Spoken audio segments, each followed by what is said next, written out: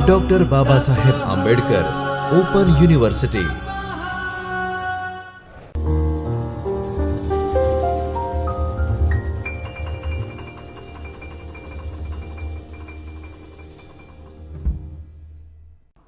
नमस्कार मित्रों, doctor Baba Saheb Ambedkar open university के चैतन्य स्टूडियो से मैं doctor Sunil Parmar, assistant professor Hindi, आप सभी का हार्दिक स्वागत करता हूं।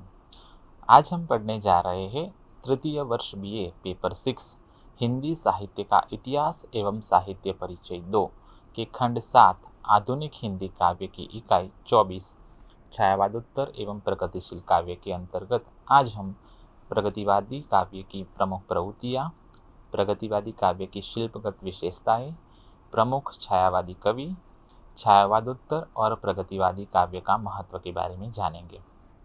मित्रों, प्रगतिवाद का संबंध जीवन और जगत के प्रति नए दृष्टिकोण से है।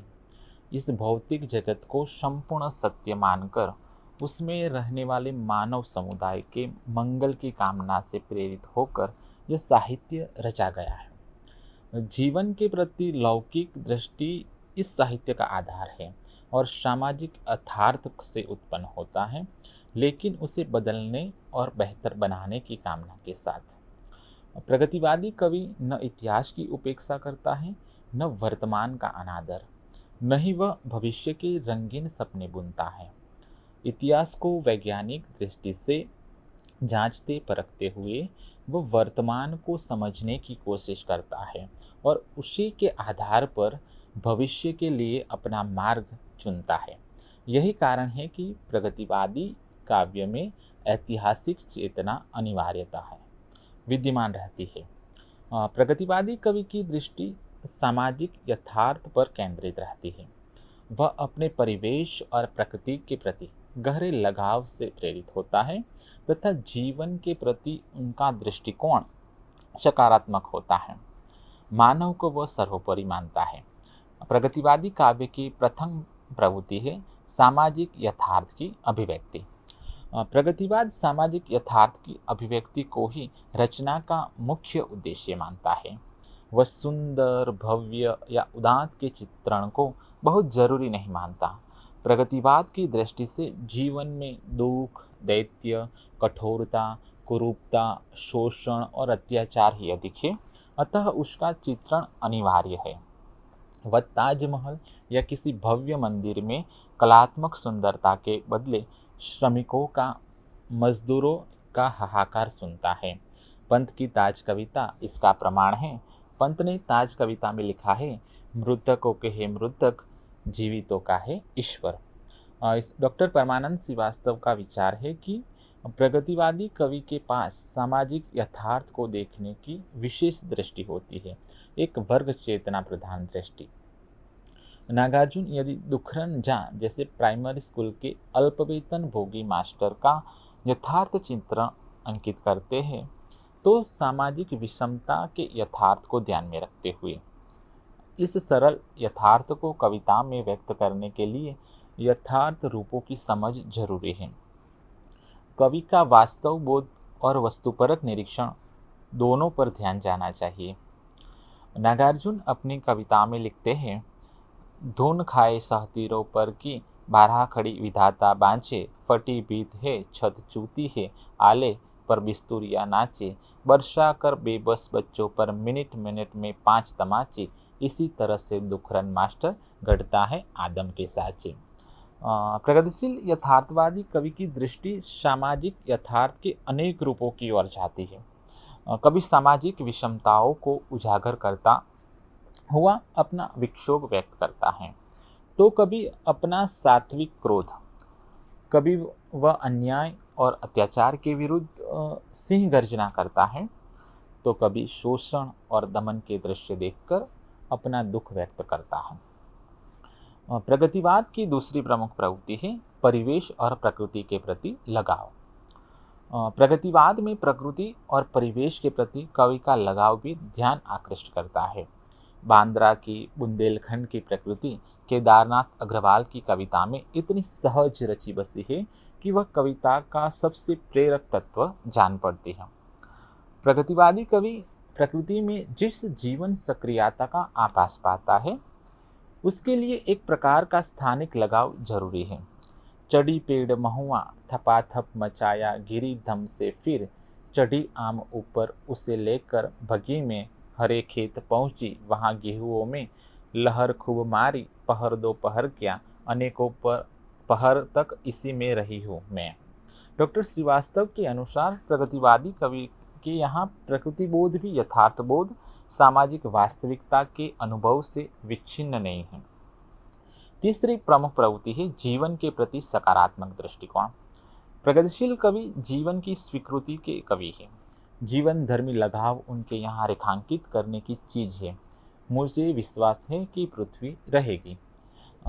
यह सकारात्मक दृष्टिकोण प्रगतिवाद की महत्वपूर्ण विशेषता है।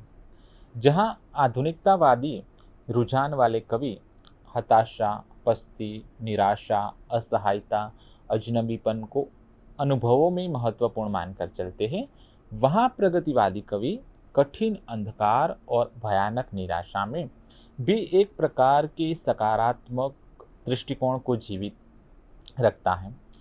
प्रगतिवाद का दृष्टिकोण भी मानवतावादी है, परंतु वे आंखें मूंद कर मानव प्रेम में विश्वास नहीं करते। शोषण दमन और उत्पीड़न करने वालों के प्रति घृणा और गरीब शोषित मेहनतकश और पीड़ित मानवता के प्रति गहरा प्रेम उनके मानवतावाद का आधार है। इसलिए प्रगतिवादी कवि अपने को गरीब और मेहनतकश के साथ जोड़ना चाहता है। न जुड़ पाने की आत्मग्लानि भी अनुभव करता है। मुक्तिबोध लिखते हैं कि इसलिए कि जो है उसमें बेहतर चाहिए, पूरी दुनिया साफ करने के लिए मेहतर चाहिए। वह मेहतर में हो नहीं पाता, पर रोज कोई भीतर चिल्लाता है कोई काम बुरा नहीं, बशर्ते कि आदमी खरा हो, फिर भी मैं उस और अपने को ढो नहीं पाता। चौथी प्रमुख प्रवृत्ति है भविष्योन्मुखी दृष्टि। प्रगतिवादी कवि यथास्थितिवादी नहीं है, वे सामाजिक परिवर्तन के पक्ष में हैं। सामाजिक परिवर्तन की उनकी कल्पना स्वच्छंद स्वेच्छाचारी या अराजक नहीं है। वे वांछित दिशा में भी परिवर्तन की कल्पना करते हैं या प्रयत्न करते हैं। कविता उनके लिए सक्षम माध्यम है। भविष्योन्मुखी दृष्टि के अभाव में परिवर्तन की कामना का कोई अर्थ नहीं। यह नागार्जुन और मुक्तिबोध जैसे कवि बखूबी जानते हैं।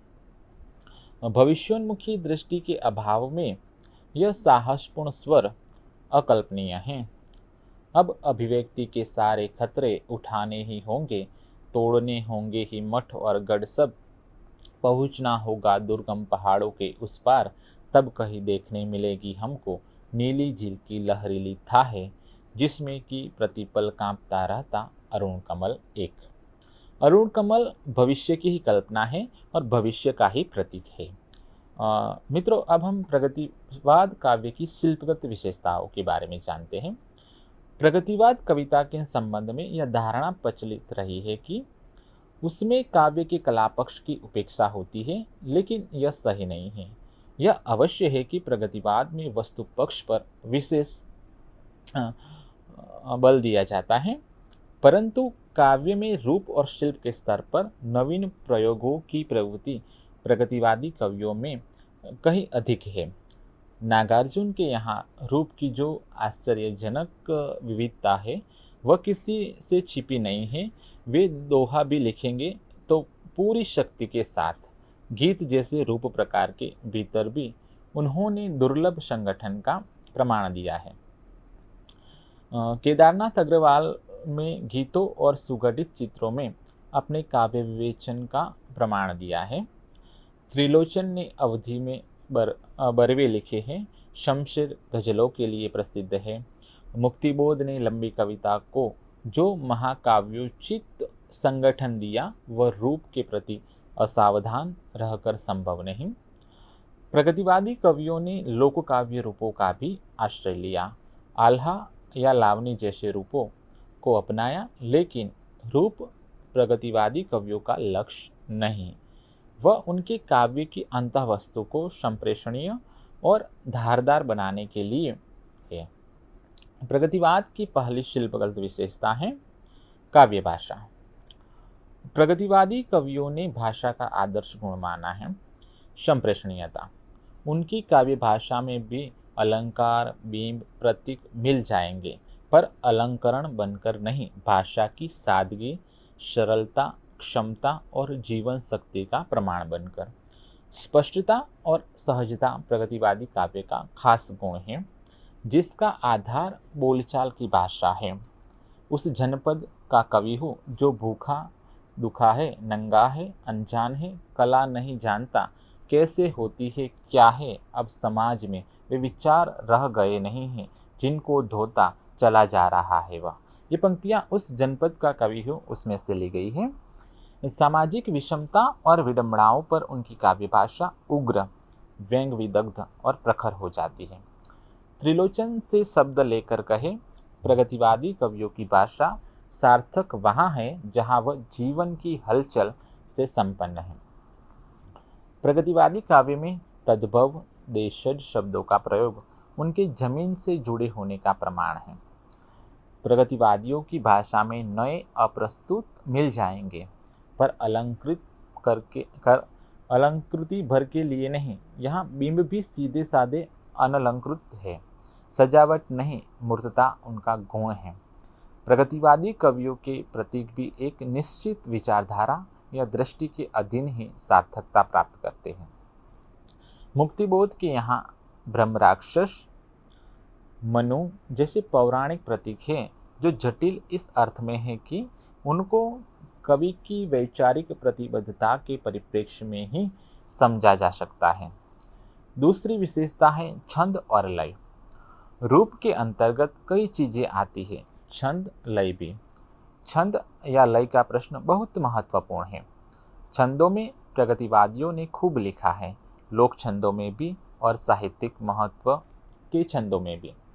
दोहा, बरवे, गज़ल, आल्हा, लावनी से अलग भी लय का विन्यास प्रगतिवादी कविता में देखने योग्य है। कहीं तुके लय के निर्वाह में सहायक है, कहीं वाक्यांशों के विलक्षण उतार चढ़ाव। मुक्तिबोध की काव्यलय एक ही जान पड़ती है, पर उसमें भी जहाँ तहाँ भेद है और जहाँ एक रूपता है वहाँ भी कथ्य का दबाव नाटकीय गति या लय को प्रभावित करता है। नागार्जुन की कविता में आवृत्ति के नियम से जो लय बनती है उसका एक उदाहरण देखें। चंदू मैंने सपना देखा, उछल रहे तुम जो हिरनोटा, चंदू मैंने सपना देखा, बबुआ से है पटना लौटा, चंदू मैंने सपना देखा, तुम्हें खोजते बड़ी बाबू, चंदू मैंने सपना देखा, खेल कूद में हो बेकाबू, चंदू मैंने सपना देखा, कल परसों ही छूट रहे हो, चंदू मैंने सपना देखा, खूब पतंगे लूट रहे हो। प्रगतिवादी कवियों ने रूप तिरस्कार नहीं किया, न छंद लय के निर्वाह में निष्क्रिय या उदासीन रहे हैं। नागार्जुन की कविता 3 दिन 3 रात में लय का विन्यास भिन्न है। बातचीत की लय ही एक आदर्श रूप में काव्य की लय है। प्रगतिवादी परंपरा का विकास जिन नए कवियों में है वे उन्हीं की तरह लय और छंद के विविध रूपों के प्रति सजग है और उन्हें अपना रहे हैं। तीसरी विशेषता है व्यंग्यात्मकता। प्रगतिवादी काव्य में व्यंग्यात्मकता उसकी खास विशेषता है। डॉक्टर नामवरसी के अनुसार देखें तो प्रगतिशील कवि जब व्यंग लिखते हैं तो उनकी भाषा का बांकपन देखने लायक होता है। हिंदी कविता में व्यंग कविता का जितना सुंदर विकास प्रगतिवाद में हुआ उतना कहीं नहीं। नागार्जुन और केदार के नुकीले व्यंग कितने प्रभावशाली है इसे जनता के दुश्मन भी जानते हैं। नागार्जुन के काव्य में व्यंग की अद्भुत शक्ति के दर्शन होते हैं। कथ्य से लेकर छंद, भाषा और लय तक में वे व्यंग उपजाने में सफल रहते हैं। उदाहरण के लिए मंत्र कविता का एक अंश देखें तो ओ दलों में एक दल अपना दल, ओ अंगीकरण, शुद्धिकरण, राष्ट्रीयकरण, ओ मुष्टिकरण, तुष्टिकरण, स्पृष्टीकरण, ओ ऐतराज, आक्षेप, अनुशासन, ओ गद्दी पर आजन्म वज्रासन, ओ ट्रिब्यूनल, ओ आश्वासन, ओ घूट निरपेक्ष, सत्ता सापेक्ष, ओ छंद लय, ओ मिथ्या, ओ होड़ महोड़, ओ बकवास, ओ उद्घाटन, ओ मारण मोहन उच्चाटन। यहाँ हमें व्यंग्यात्मकता का चित्रण देखने मिलता है। मित्रों, अब हम प्रमुख प्रगतिवादी कवियों के बारे में जानते हैं। प्रगतिवादी काव्य धारा ने हिंदी कवियों को बहुत दूर तक प्रभावित किया। स्वयं इस धारा ने कई महत्वपूर्ण कवि हिंदी कविता को दिए।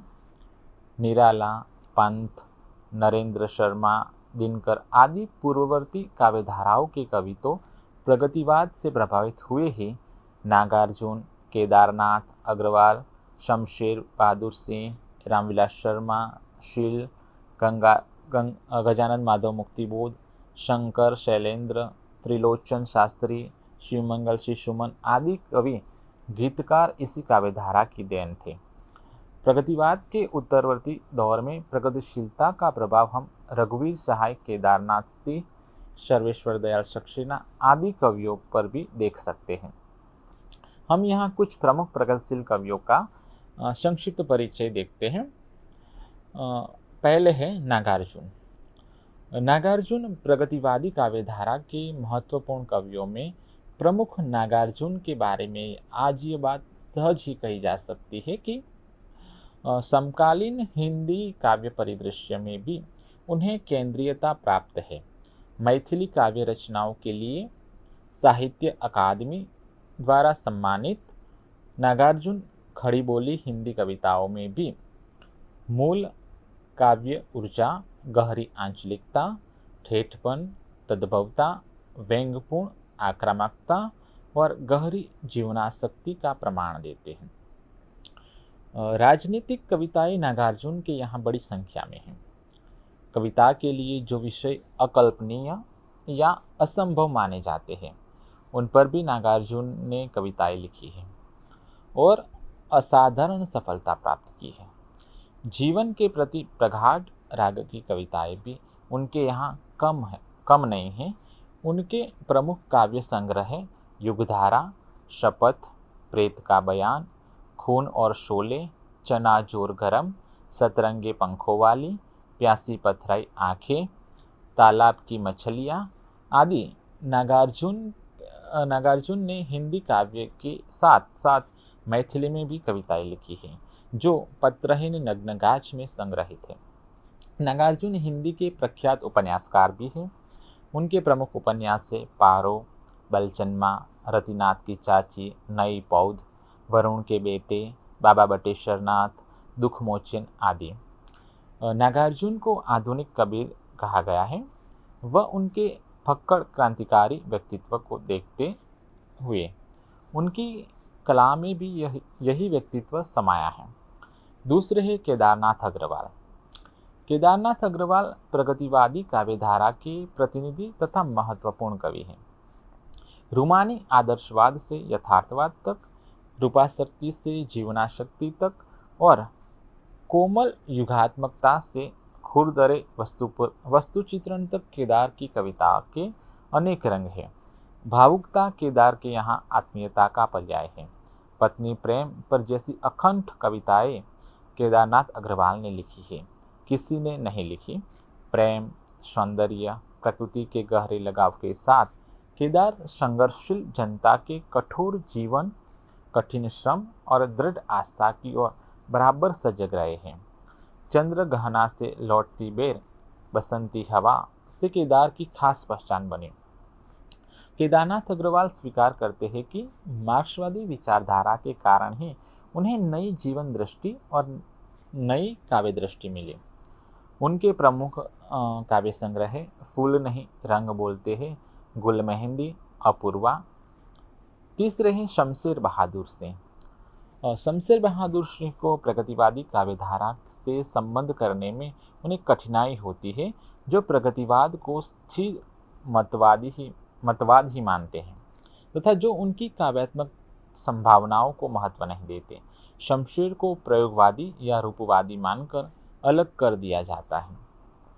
शमशेर विचारधारा की दृष्टि से मार्क्सवादी है और मार्क्सवाद को विशेष महत्व देते हैं।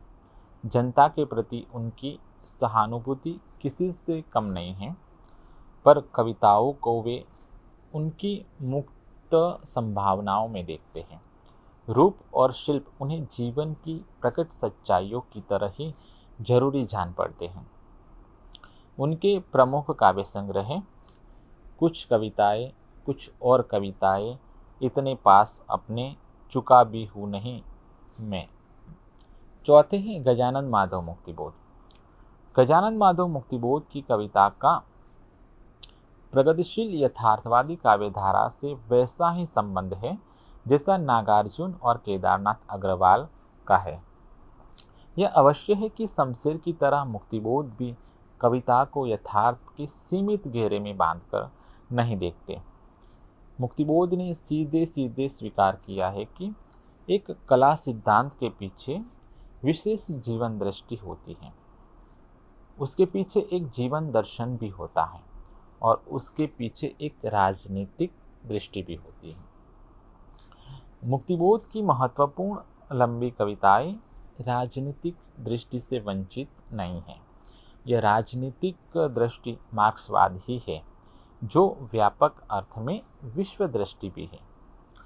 मुक्तिबोध ने यथार्थ चित्रण के लिए फैंटेसी का भी उपयोग किया और इस प्रकार एक रस जान पड़ने वाले काव्य रूप में विविधता, नाटकीयता, गति पैदा की। अंधेरी दुनिया के रहस्यों को भेदते हुए मुक्तिबोध के जो विचार स्फुल्लिंग सामने आते हैं, वे एक निश्चित विचारधारा या जीवन दृष्टि का प्रमाण देते हैं। वे सत्ता को किस तरह बेनकाब करते हैं, इसका सटीक उदाहरण है भूल गलती। भूल गलती नामक कविता, जिसमें भूल गलती सिंहासन पर बैठी है और सच नाम का पात्र गिरफ्तार करके लाया जाता है, अंधेरे में मुक्तिबोध की सबसे महत्वपूर्ण कविता है। आधुनिक कविताओं की विशिष्ट उपलब्धियों में एक है। उनके प्रमुख काव्य संग्रह चांद का मुंह टेढ़ा है तथा भूरी भूरी खाक धूल। उनकी समस्त कविताएं मुक्तिबोध रचनावली के भाग 1 एवं 2 में संग्रहित है। पांचवें है त्रिलोचन शास्त्री। त्रिलोचन शास्त्री की एक अलग पहचान है।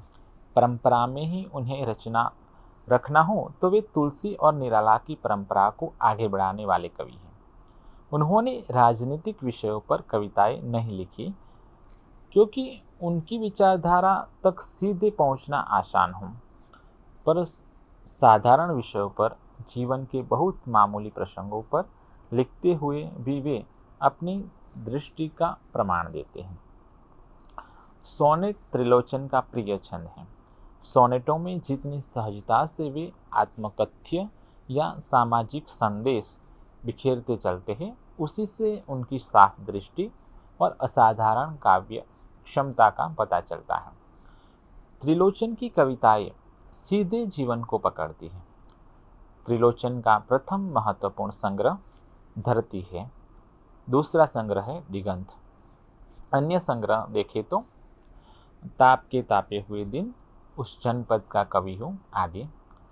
मित्रों, अब हम छायावादोत्तर और प्रगतिवादी काव्य के महत्व के बारे में जानते हैं। इस इकाई के आरंभ में मित्रों, हमने छायावादोत्तर काव्य के अंतर्गत जिन काव्य प्रवृत्तियों की चर्चा की है, उनका महत्व यह है कि वह राष्ट्रीय आंदोलन के तीव्र होते हुए ज्वार को अभिव्यक्ति देते हैं, तो दूसरी ओर वह उस युग के युवा वर्ग के उल्लास, उमंग, जीवनोन्मुखी दृष्टि का परिचय भी देते हैं। परंतु इस काव्य की सीमा यह है कि वह युग के जटिल यथार्थ में निहित अंतःविरोधों की ओर दृष्टिपात नहीं करता, न ही उस युग की व्यापक जन आकांक्षा को वाणी देता है।